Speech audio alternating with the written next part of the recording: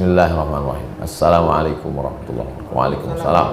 Orang tua saya tidak terlalu paham tentang agama, sholat, fikih.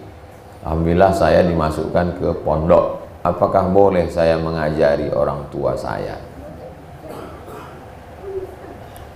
Orang tua itu tidak pernah melihat anaknya itu besar.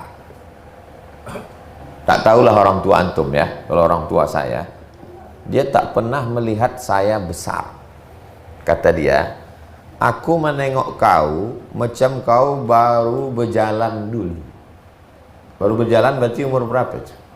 Umur 2 tahun. Umur 2 tahun.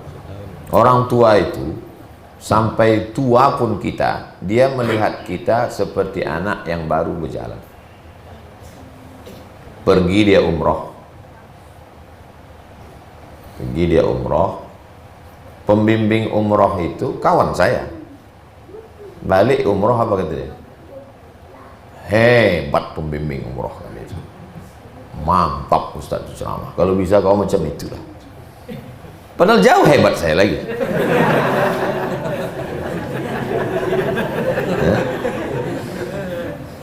Dekat rumah itu ada musola kecil.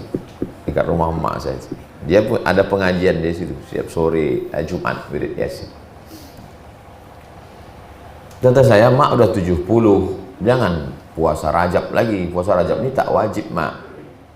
Puasa Rajab ini sunnat. Ah, kata Ustadz kami bagus puasa Rajab ini.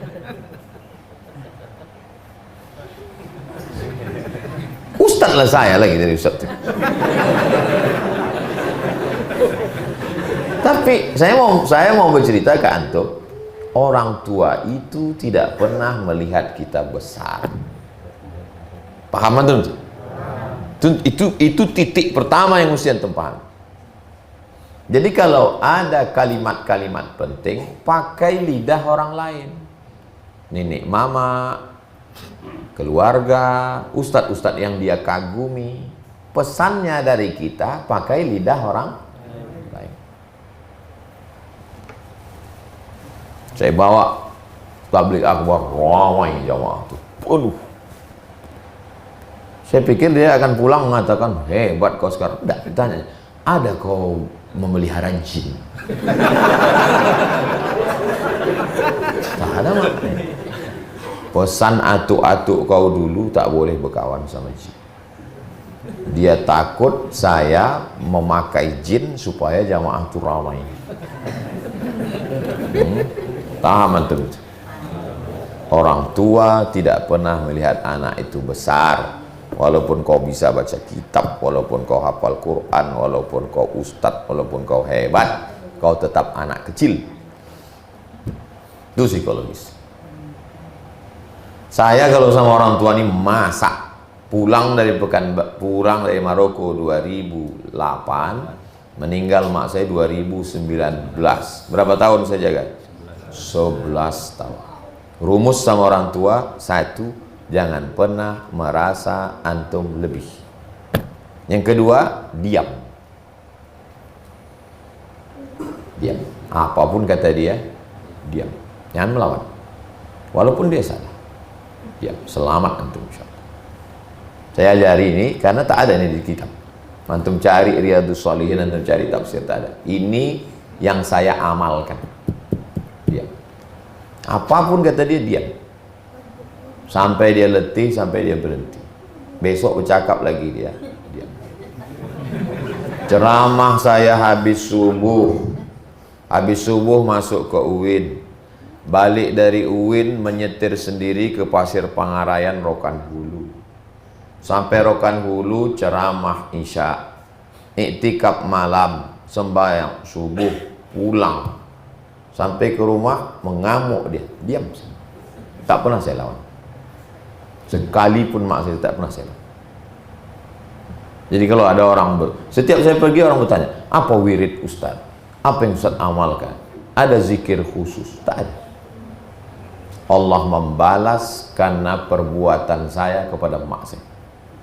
Maka saya pikir kalau dia udah meninggal habislah kemuliaan. Enggak. Hari ini pas 4 tahun dia meninggal. Ini 11 Rajab. besok 11 Rajab, malam nih 11 Rajab, haul dia yang keempat. Saya pikir kalau udah meninggal ini habislah saya. Enggak, masih ada sisa-sisa doanya itu, masih mengalir lagi itu.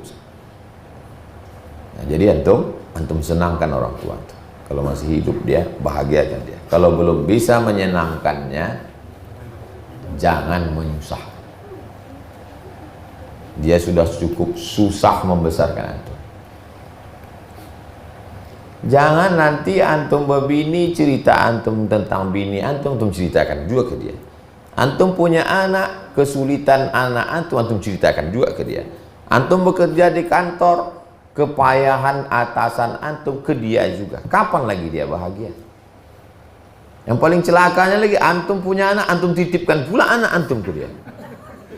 Kapan lagi dia bahagia? Saya khususkan dalam seminggu, karena saya keliling, satu hari saya bawa keliling rumah makan di Pekanbaru ini, dari mulai rumah makan arah ke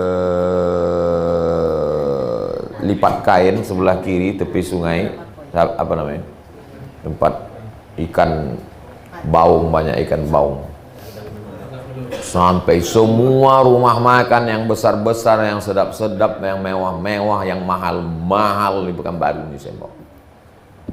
Itu cara saya membahagiakan. Jadi setelah sekarang kalau saya pergi ke rumah makan itu, saya duduk di tempat dia makan dulu, saya pesan makanan dia dulu. Rupanya terobati rindu kita. Saya tak tahu itu dulu. Dulu saya buat aja sekehendak saya. Sekarang baru saya paham. Duduk saya di tempat rumah makan yang sempat pesan dulu, saya pesan makanan dia. Jadi kalau saya ke rumah makan itu, duduk saya di tempat duduk dia itu, saya pesan asam pedas bawang, telur ikan, sama ayam kampung. Duduk saya di situ, terasa terobati hati kita, rindu kita. Untuk buat apa yang dia suka, apa yang dia mau. Jadi kalau mau mengajari dia, mau menasihati dia melalui orang lain, kecuali kalau dia bertanya, tolong kau ajarkan dulu aku sholat, ajarkan dulu aku doa, baru antum ajar dia. Tapi kalau antum pulang petantang petenteng balik dari pondok karena udah kuliah di UIN mau menceramahi orang tua, antum salah. Yang berikutnya tentang orang tua ini, pertama, anak tak pernah besar.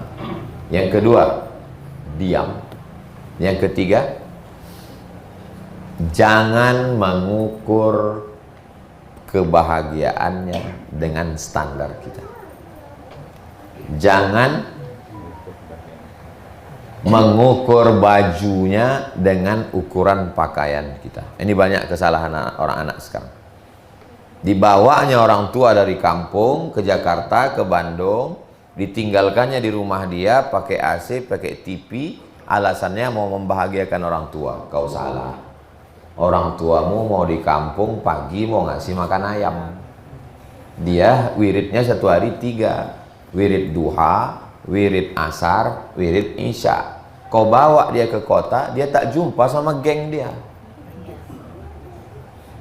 Kenikmatan dia waktu mengasih makan ayam, makan nitik, makan ikan mas, itu tak dapatnya. Kau anggap dia bahagia kalau di kamar pakai AC nonton TV. Itu kekeliruan. Banyak. Ustaz, ibu saya bawa ke Jakarta, saya kasih rumah. Oh, kau tidak membahagiakan dia, kau sedang memenjarakan dia. Dia mau tinggal di kampung, dia punya wirid Yasin. Disitulah bahagia dia. Saya bawa orang tua saya belanja ke mall, Pak Ustadz. Nikmat dia bukan di mall, nikmat dia waktu belanja di pasar pagi Arengka bisa menawar. Itu nikmat dia. Itu yang kau tak paham tuh. Kau bawa ke mall, cip. Bukan itu bahagia dia. Saya kalau mak saya belanja, saya memegang cutting, memegang tuh di belakang. Belilah. Kalau umroh sama saya belikan tas hampir sebesar lemari. Saya kasih duit, belanja lah mak, aku di belakang megang. Belanja. Belilah apa yang mau dibeli. Beli ini, sampai ke rumah balik dibungkusnya itu pakai plastik kecil-kecil, habis satu plastik itu kasih tetangga. Bukan ada untuk dia, tak ada untuk dia. Gimana letak kebahagiaan? Waktu dia berbagi. Sampai sekarang tak putus 300 paket tiap bulan. Kemuliaan dia. Antum bahagiakan orang tua antum. Kalau masih hidup, senangkan hatinya. Kalau udah meninggal, buat amal jariah. Allah senangkan antum lebih dari yang antum pikirkan. Jadi kalau banyak orang bertanya ke saya, kenapa begini, begitu, begini, begono? Saya tak ada amal apa-apa, saya tak ada zikir apa. Kunci saya satu saja. Saya sempat menyenangkan orang tua saya.